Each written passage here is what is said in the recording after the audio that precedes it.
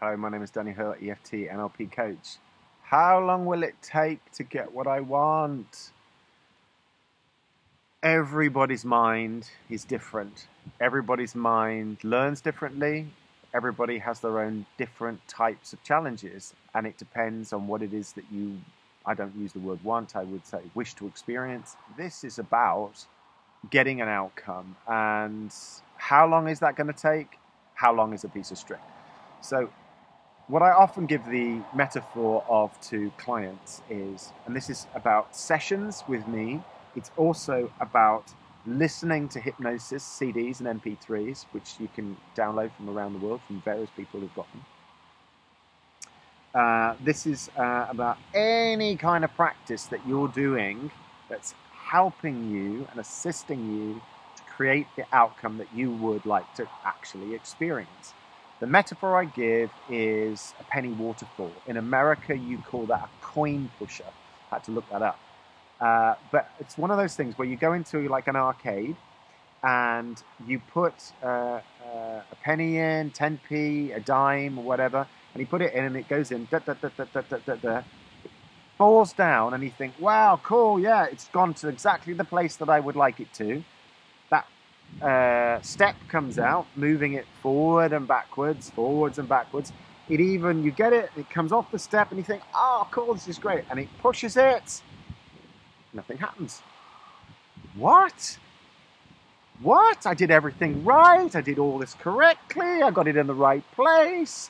This isn't fair. Okay, I'm going to do one more. Put another one in. Da, da, da, da, da, da, da, da, da, da, da. Okay, it's kind of there. It's not quite as perfect.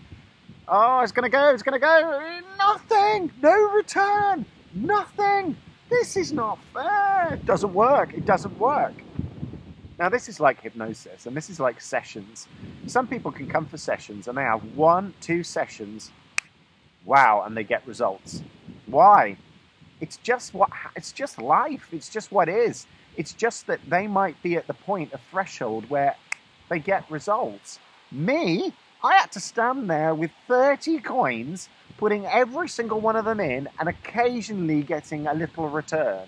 It took absolutely ages, but I was mad enough to continue to do it because I was in enough pain.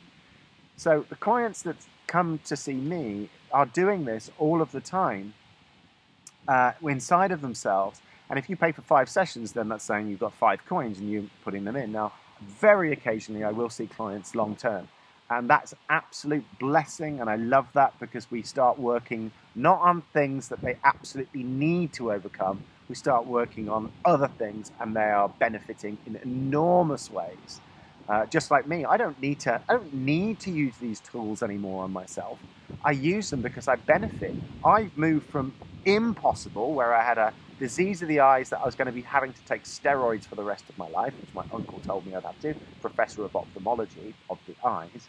I healed that, and I healed so much other stuff as well. I healed suicidal depression, so much going on with autoimmune disease that it was absolutely untrue. And I've moved from here, and I moved to there, which is almost like moving back into normality, moving back into life. So I went, well, if I came from there, which is impossible, to functioning again and being able to get back into life, what if I keep doing the same thing and come here? And then when I'm here, I could even move here. Now, the ego will always want more. That's what, it's almost designed into doing, and it prevents us from ever experiencing the now because it's always wanting more. It does a lot of comparing. It does a lot of looking at others, and it does a lot about whatever you've got. Oh, it's not enough. Unless you consciously get into the practice of being grateful for what it is that you've got now, which I am. What I do is say, keep adding another penny. Keep adding another penny. Keep adding another penny. Because eventually you're going to tip that balance and you're going to get a return. The only thing that's stopping you is your mind, unless it's a totally unrealistic, achievable goal. For example, let's say, I want to win Wimbledon. Well, A, I'm not very good at tennis. I do like tennis, but not very good. B, I'm 42 years old. And C, come on. So if you can understand what I'm saying, some people do set absolutely impossible, unachievable goals, take lots of action, spend lots of money, and don't get there because they're not being real, you know. Life is what happens while you're making other plans. John Lennon said that. So we have to surrender to what is, but then also have an outcome that is realistic. You know, I'll be honest and say, I was once really ill, working part-time, doing a job I really had begun to hate, and that this reality seemed impossible. But it wasn't so impossible that I couldn't sit down and start making videos, and I couldn't start advertising, having a website, and start seeing clients.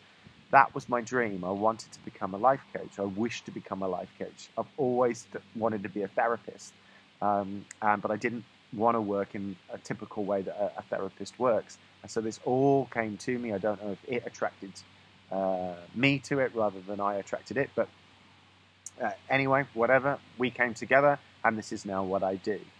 All you need to know is keep putting another coin in. Keep putting another coin in.